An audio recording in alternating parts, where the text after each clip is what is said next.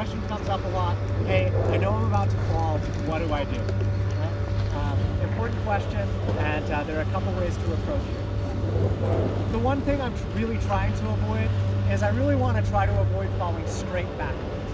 When I fall straight backwards, I end up here with my skis pointing straight down the hill and I can't see where I'm going. This is scary. So I want to avoid that as best I can. My advice is if I know I'm going down, I'm going to pick a side. It can be my left side or it can be my right side.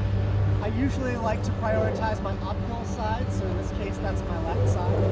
When I really feel that falling feeling coming on, I'm going to try to keep my hands tucked into my chest. I'm going to fall Army paratrooper style. And apparently what they teach in Army paratrooper training is that we're going to bring our hands into our chest, or at least close in, so that I'm not tempted to use my hands to stop me. And then I'm going to roll, I'm going to make my body into a banana. Right? I'm going to make a little roll with my body, and I'm going to try to roll from my knees to my hips to my shoulder up the hill. Like that. And that way I'm falling on strong body parts, hips, knees, shoulder, and I'm rolling to dissipate the impact rather than putting an arm out and sending all of that through my wrists, elbows, shoulders, spine. That can be pretty nice.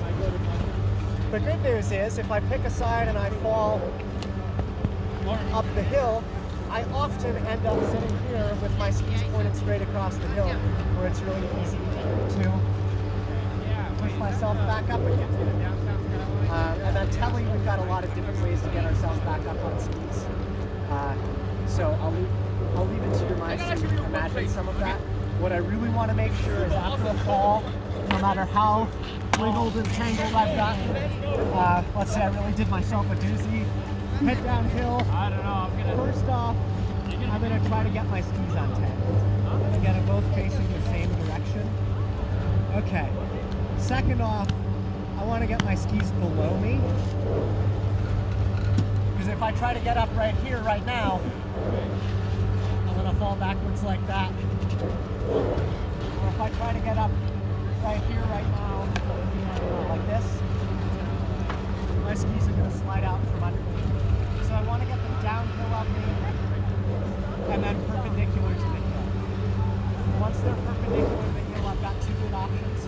Actually, I got two good options. One, if my legs are strong, I can often push myself up onto the tails of my skis, hug, this part's important, hug your knees, and then use your core to rock forward. Come on up.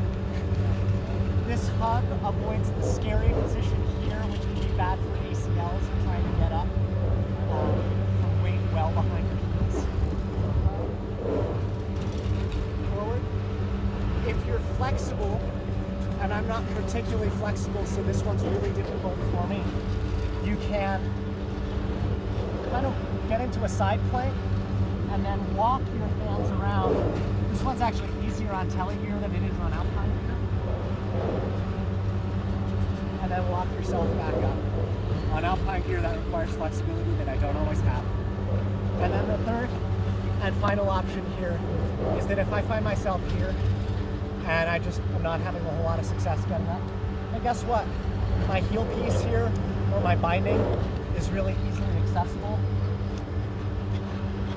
I can take off my ski. I can stand up. And then, hey, guess what? My skis are facing across the hill, so they're not going to slide down the hill when I get up. If it's a powdery day, or it's a steep hill, I'm going to take time to get this ski and cut a nice shelf into the snow so that it doesn't start sliding the moment I get on it. And then I can come up here and step in. And then I'm good to go.